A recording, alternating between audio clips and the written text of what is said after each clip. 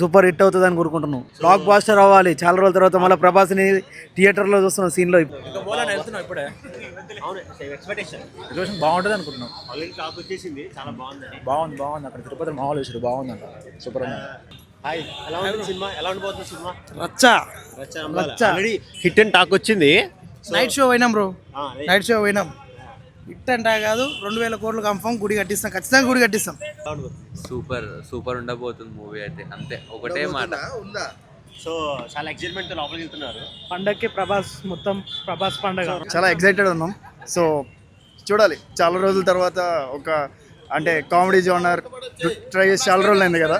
So full excited. జై Prabhas! Cinema జై ప్రభాస్! ఏమనుకుంటున్నావు అసలు? సినిమా మీద అయితే ఎక్స్పెక్టేషన్స్ భారీగానే ఉన్నాయి. కొంచెం horror, mystical, tantric element thriller కాబట్టి మన మారుతి ఫస్ట్ టైం ట్రై చేస్తున్నాడు ఈ జానర్, అది కూడా ప్రభాస్ తో. సో హోప్ఫుల్లీ దొరికిపోకుండా బాగా ఇస్తాడని అనుకుంటున్నాము. ట్రైలర్ చూస్తే మాత్రం ప్రభాస్ అన్న మంచి కామిక్ టైమింగ్ తో కంబ్యాక్ ఇవ్వబోతున్నాడని అనిపించింది. ఇప్పటికే ఫుల్ ఎక్స్పెక్టేషన్స్ ఉన్నాయి. పాటలు ఒక రేంజ్ లో ఉన్నాయి.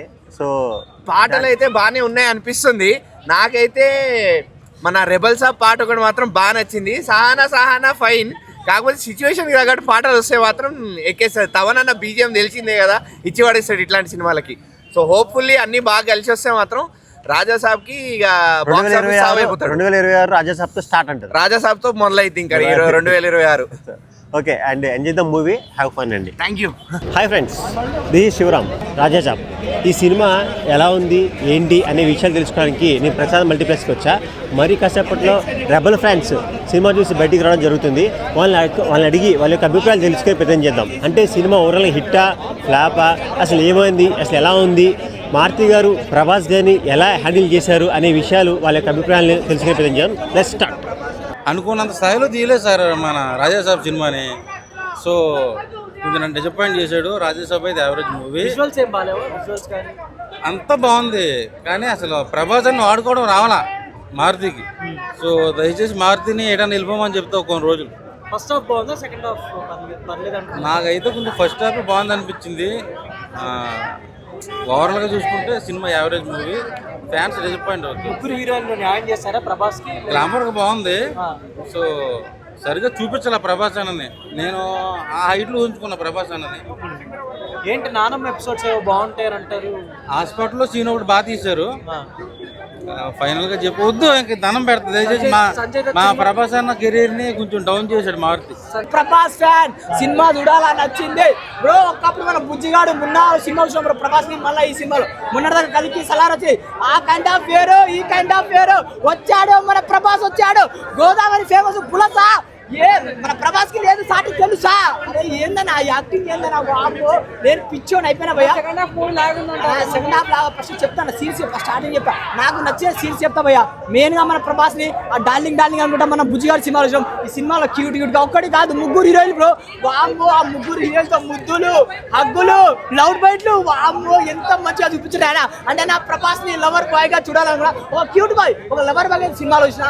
అండ్ మిస్టేక్ ఏంటంటే నాకు చెప్తాను, సెకండ్ హాఫ్ లో కొంచెం అంటే మారుతి గారు ఏం చూపించాలో మిస్ అయిపోయింది. అది నాకు నచ్చలేనా. అండ్ కొంచెం లాగ్ అయినట్టు అనిపిస్తుంది సెకండ్ హాఫ్. కానీ సినిమాలో 3 అవర్స్ సినిమా, 3 అవర్స్ మొత్తం ప్రభాస్ ఆయన టైమింగ్ కానీ అండ్ కొన్ని ఎపిసోడ్లో చాలా బాగుంది. Hospital scene emotional. ఆ సీన్ మాత్రం అంతా ఏడ్చేస్తారు నానమ్మతో. అంటే మనోడు ఏ బాండింగ్ అనేది. అండ్ క్రొకడైల్ ఫైట్ ఉంటుంది భయ్యా. ఇలా తిప్పి ఇలా కొడతాడు భయ్యా. క్రొకడైల్ సీన్ కోసం టికెట్ మొత్తం పెట్టేది భయ్యా. ఒకటే భయ్యా సినిమాకి హర్రర్ సినిమా అంటాం కాబట్టి కాంచనా, మసూదా అండ్ ఈ సినిమాలు ఏది పనికిరావు భయ్యా. రాజాసాబ్ హర్రర్ సినిమా అందరూ భయపడతారు భయ్యా. ఒకటే భయ్యా ప్రభాస్ మీద ఎక్స్పెక్టేషన్ పెట్టుకోండి రండి. సినిమా మీద ఎక్స్పెక్టేషన్ పెట్టుకోండి. ఆయన కామెడీ టైమింగ్, ఆయన డాన్స్ అవి చూడాలంటే రండి. కానీ వేరే ఏదో చూపేలే. కానీ ఒకటే భయ్యా, మీకు సినిమాకి వస్తే ఎంటర్టైన్మెంట్ ఇస్తాడు, రొమాన్స్ ఇస్తాడు, హర్రర్ ఇస్తాడు, ఎమోషనల్ ఇస్తాడు. రాజాసాబ్ మన రెబల్ స్టార్ ప్రభాస్ గారిది నాకు మాటలు కూడా వస్తలేవు. సినిమా అంత ఎక్సైటెడ్ గా ఫీల్ అయ్యి వెళ్తే బయటికి అంత డిసప్పాయింటెడ్ గా వచ్చాను. ఒకటే మాట చెప్తున్నా, చాలా డిసప్పాయింటెడ్ గా బయటకు వచ్చాను. నేనైతే అస్సలు సాటిస్ఫై కాలేదు. మారుతి గారు, ప్రభాస్ గారు ఇచ్చిన స్పీచ్లు, వాళ్ళు ఇచ్చిన ఏదైతే బిల్డప్ ఉండిందో, వాళ్ళు ఇచ్చిన ఆ ప్రమోషన్లు ఏవైతే ఉన్నాయో అస్సలు ఎక్కడ ఒక కొంచెం కూడా ఒక 1% కూడా సాటిస్ఫై కాలేదు. 1% కూడా. ఎందుకు చెప్తున్నాను అంటే సినిమాని కాన్సెప్ట్ ఓరియంటెడ్గా అసలు చూడలేము.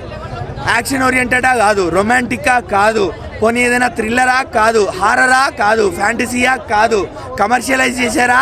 కాదు. ఏం చేశారో నాకు అర్థం కావట్లేదు. అంటే ఒక రొమాంటిక్ థ్రిల్లర్ హారర్ కామెడీ ఫ్యాంటసీలో కమర్షియాలిటీని కలిపారు. ఇన్ని సబ్జెక్టులు ఎందుకన్నా ఒక సినిమాలో నాకు అర్థం కావట్లేదు.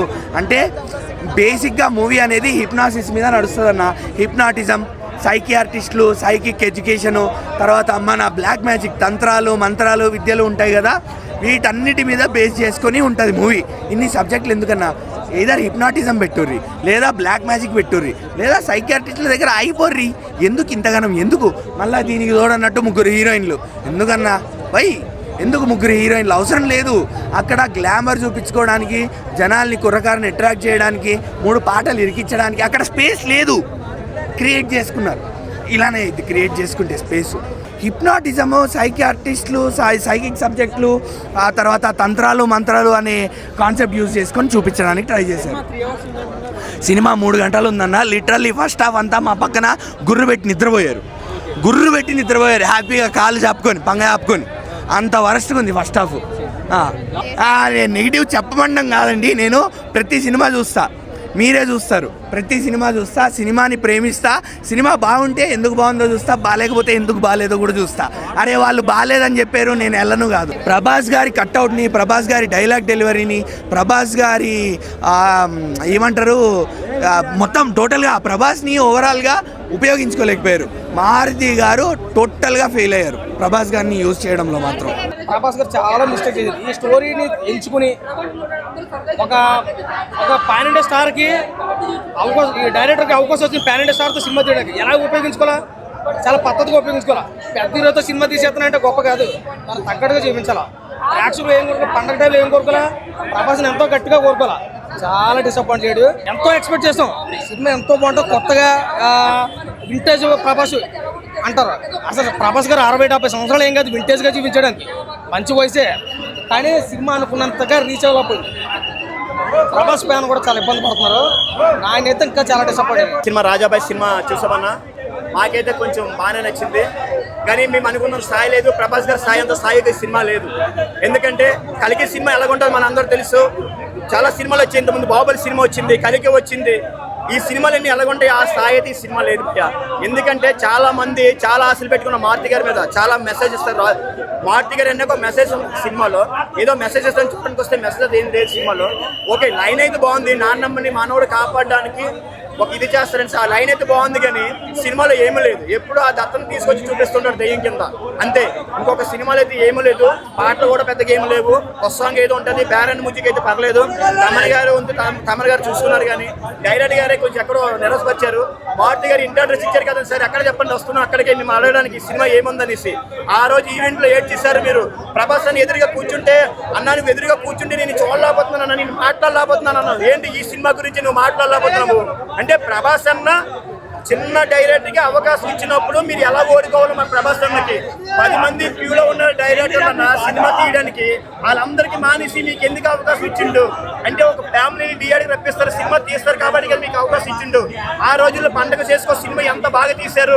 అలాంటి సినిమా ఒకసారి మా ప్రభాస్ అలాంటి సినిమా ఒక తీయొచ్చు కదా, ఏం తీయలేదు. అంటే మీ ప్రభాస్ అన్న సినిమాని కానీ దెయ్యమే గుర్తొచ్చిందా? వేరే వాళ్ళు ఎవరు గుర్తురాలేదా? ఫ్యామిలీ ఎవరు గుర్తురాలేదా? ఫ్యామిలీ సినిమా తీయడానికి గుర్తురాదా మీకు? కానీ నాకైతే, నేను ప్రభాస్ ఫ్యాన్గా చెప్తున్నాను, సినిమా నాకైతే ఏమి నచ్చలేదన్నా.